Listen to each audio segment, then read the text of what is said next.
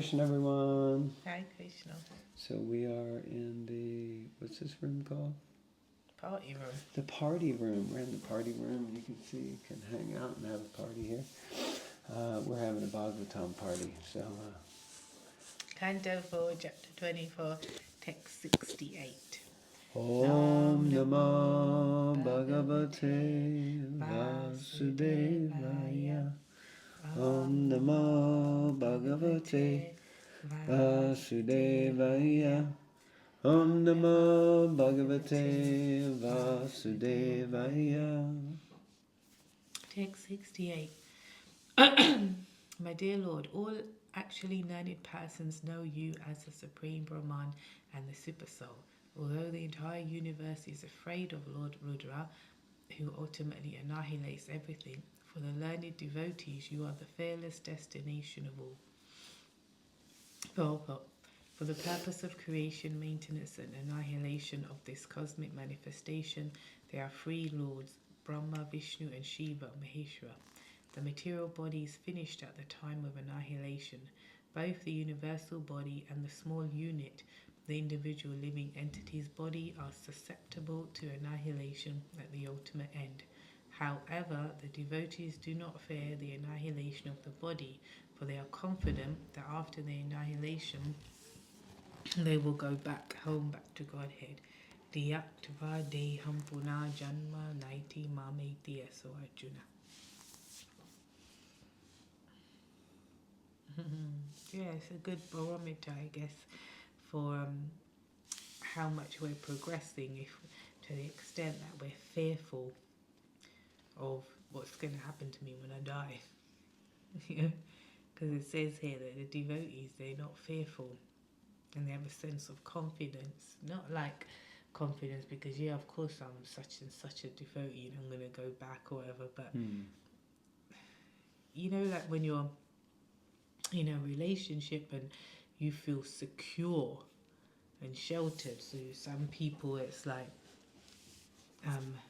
you have to check in, what are you doing, where are you going, no. And then some people it's like, oh, okay, like, yeah, you can just be peaceful.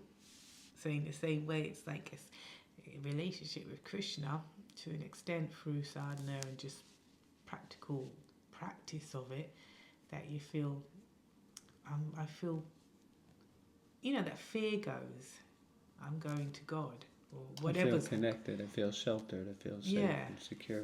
Yeah. That's in all faiths, you know, people just feel that sense of, I'm ready to go, I'm peaceful, wherever I'm going. I just have faith in my God that wherever I'm going.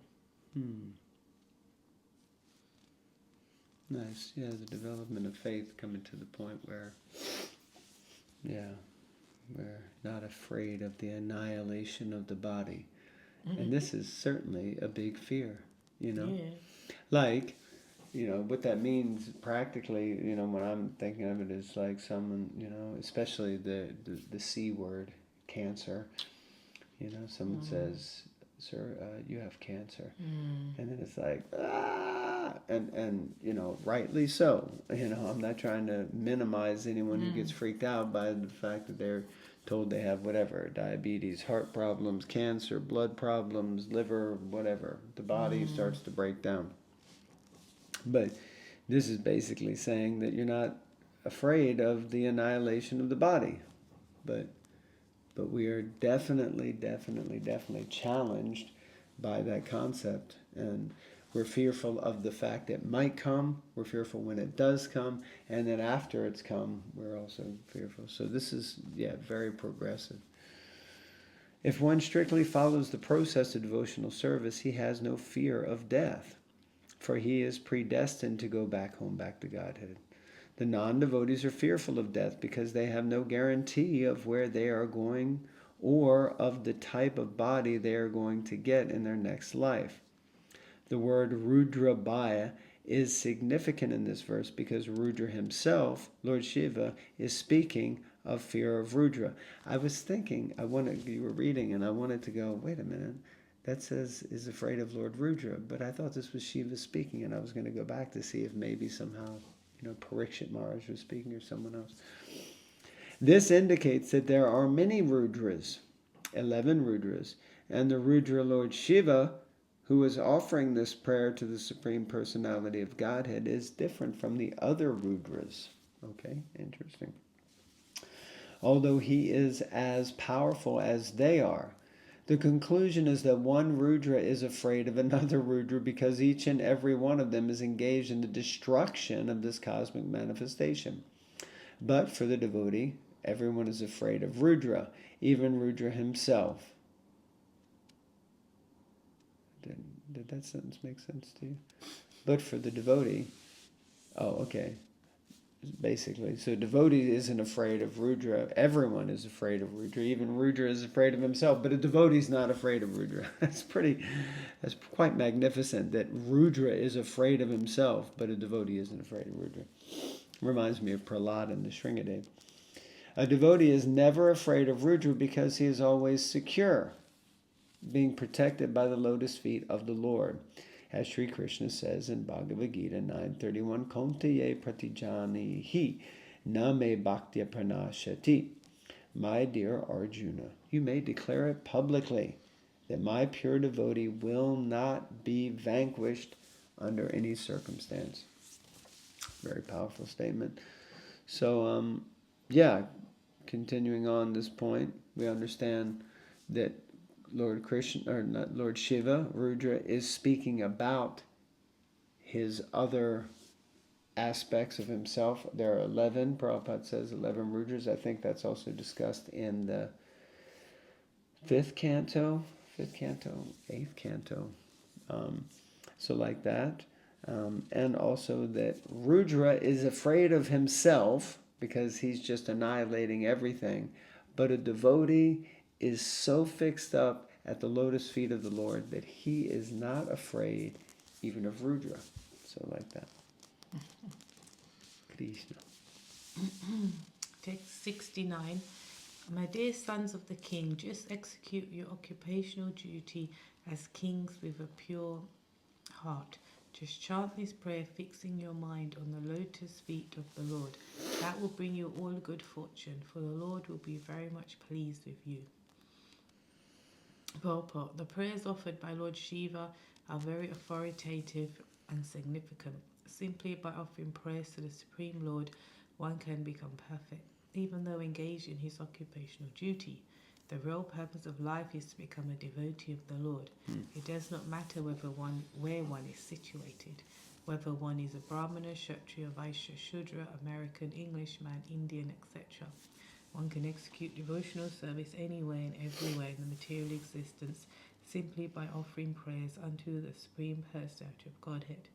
The Hare Krishna Maha Mantra is also a prayer, for a prayer addresses the Supreme Personality of Godhead by his name and invokes good fortune by petitioning the Lord to allow one to engage in his devotional service. The Hare Krishna Maha Mantra also says, My dear Lord Krishna, my dear Lord Ram, O energy of the Lord Hare, kindly engage me in your service. Although one may be situated in a lowly position, he can execute devotional service under any circumstance.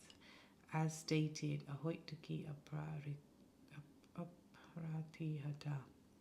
Devotional service cannot be checked by any material condition.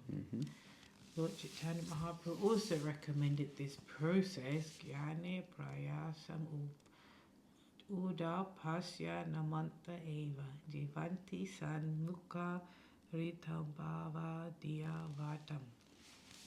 Stane Stita Shruti Gatam Tanu Van Manobe, Ye Prayasu Jita Jito Api Asi Tastri Lokam. One may remain situated in his own place or in his own occupational duty and still lend his ear to receive the message of the Lord from realized souls. The Krishna conscious movement is based on this principle, and we are opening centers all over the world to give everyone a chance to hear the message of Lord Krishna in order to go home back to Godhead. Haribol. I think that following on from the previous vlog, that so much effort is there to open these temples and centers so that people can come and engage in service and hear. And we preach, especially, we preach actually, chant Hare Krishna, and then when people start to show a bit of sincerity and seriousness, we encourage them to chant 16 rounds. And then they solidify that vow by taking initiation and just going on from the previous vlog. And what that, as Prabhupada's explaining, we're just asking to be engaged in service. We're continuously saying the same thing. Engage me in your service, engage me in your service, engage me in your service. So once you do that, and to declare that vow, it's not a vow, but you're kind of like putting that out there, to not be engaged in service for a devotee, therefore, is devastating. And that's what we actually see occurs when we get pulled out of service or taken away or whatever. And we can see how the psyche just crumbles, because that's what you're trained to do, that's what you're brought up to do. And that's why Prabhupada says we have these centers so that people come together and they hear. And that's what they hear. Devotional service. So then when you take that away, it's like taking away the dummy from a baby. The baby just freaks out. Dummy means pacifier. Pacifier. Yeah, dummy. And then it freaks out, just as the spirit soul freaks out. Very important. Care for the devotees. Yes. Bring them in and then figure out how to keep them. Very important. Very nice. Give them service and let them continue to do service. Okay, we're going to conclude there. Thank you very much for tuning in. Please remember to like, subscribe, share, comment. She's very good at this. See you guys next time. Hare Krishna. Hare Krishna.